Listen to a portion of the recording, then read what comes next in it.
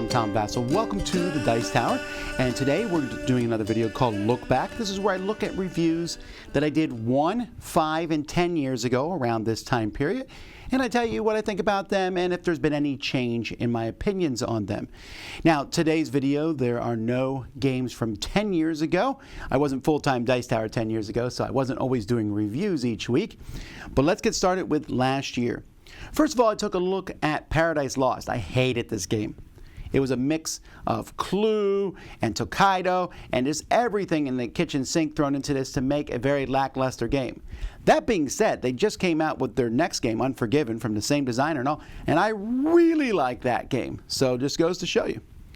Tajuto, I don't know if I'm pronouncing that correctly. This is a Reiner Knizia game about pagodas, beautiful pieces, but the game itself was very boring and lackluster to me. Inner Compass, I'm actually surprised I gave this a 6 at the time because I remember not liking it much. It's an interesting idea. The concept is cool about, keeping yourself chill, essentially, but it's a very abstract game, and I found it to be just not that interesting. The Revolution of 1828, this two-player auction game. Again, this is one that's okay, but when I went and looked at it, I was like, man, I don't like the way it looks. I like the theme, actually, but the theme's not in the game at all, so it doesn't really matter. Ringmaster, Welcome to the Big Top, a simple little card game from Stoneblade Games, and I really feel like this one's already forgotten a year after. Just a little card game about trying to playing cards in front of you, and then you're going to score. It's like a slightly gamerish version of Flux.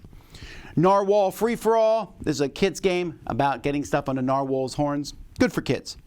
The King of All Bards. By all rights, this game should probably be ranked a 5, but the theme is very humorous. It's a take-that game where you're essentially singing songs and stuff. But the song choices are so clever and so amusing that I found myself enjoying the game a little more than I think so. Still not a great game, but I like the song titles a lot.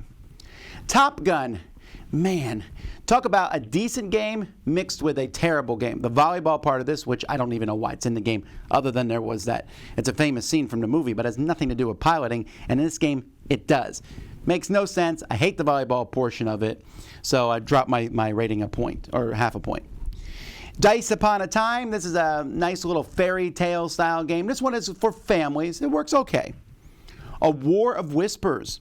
Despite fairly lackluster components, this is a really intriguing idea where you're going to be controlling different groups, these different armies out there fighting. I like that concept where you're kind of the power behind everything, but it's a very clean, fast game. Oceans.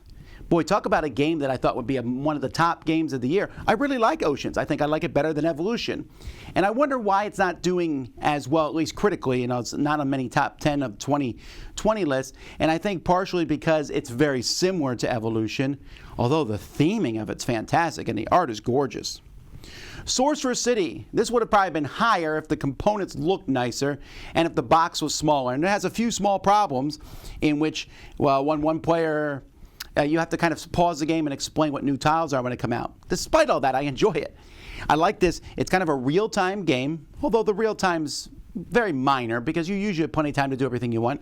You're building a little city in front of you and then scoring points in various ways. And then you do that multiple times over the game. You buy new tiles to put in your stack of tiles. It's really cool concepts.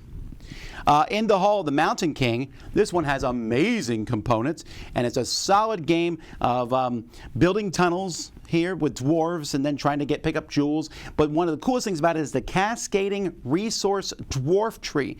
That doesn't make any sense. You'd have to watch the review to see how it works, but it's a really clever mechanism. And then Dominations. Whew, I do love Dominations.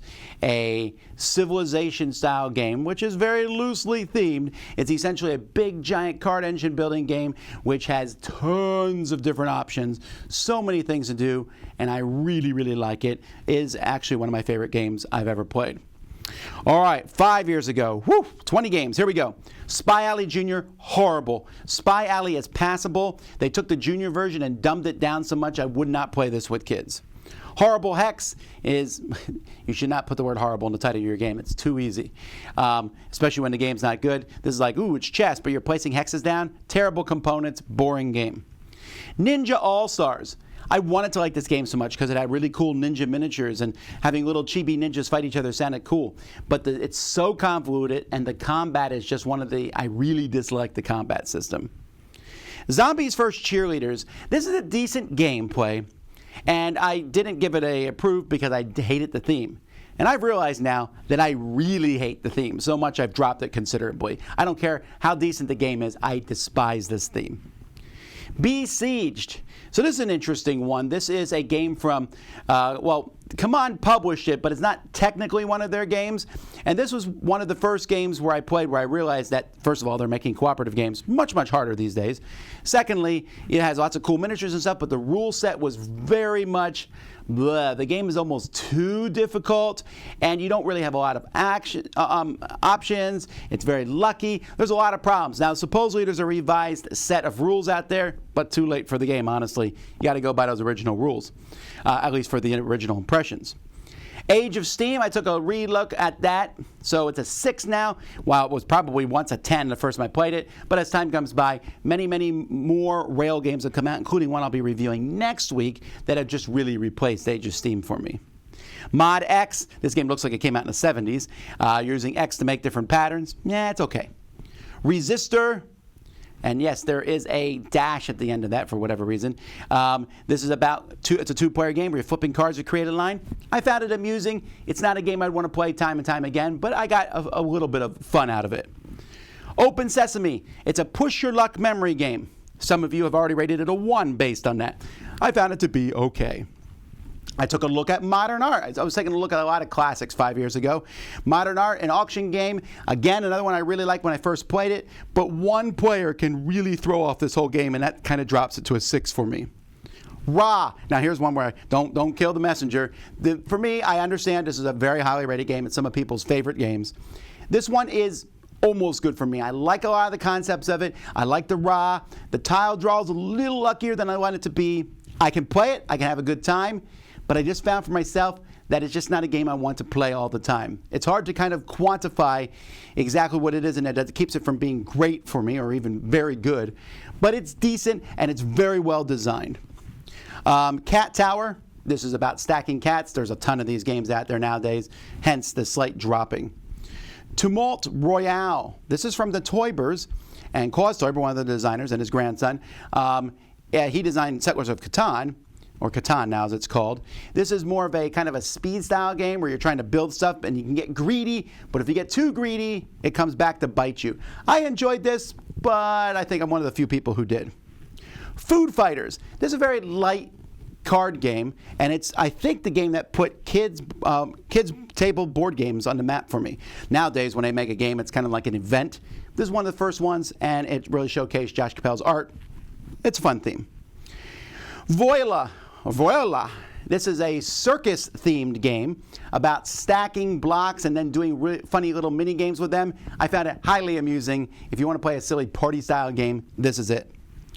Ho Yuck. This is from Mage Company. I actually dislike most Mage Company games. I find them to be unrefined. Like there's not a whole lot of development in them. This one is probably along that route, but the idea of building up your clans and stuff, this one worked better than all the rest for me. Grand Austria Hotel.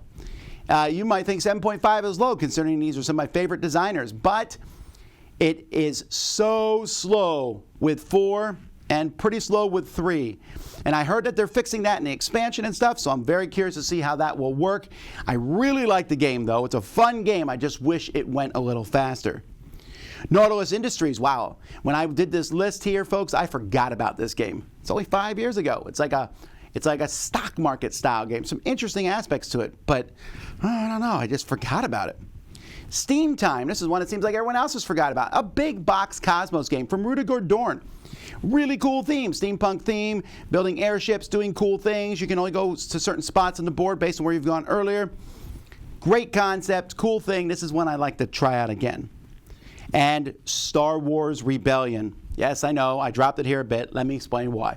I love Star Wars Rebellion. It's fantastic. It is the entirety of Star Wars movies on a board, and that's a lot of fun. It's very entertaining. This one, I just dropped the slightest bit because it didn't make my top 100, and any game that makes my top one, if a game's a 9 or higher, it should make my top 100. So it just missed out there. And it's all about Star Wars. It's all about everything inside. It's still a great game. I just don't play it very often because it's a big, long 2-player game. But I still think it's fantastic. All right, those are the reviews I did 1 and 5 years ago. Thanks so much for watching Look Back. Until next time, I'm Tom Vasel, and this is the Dice Tower.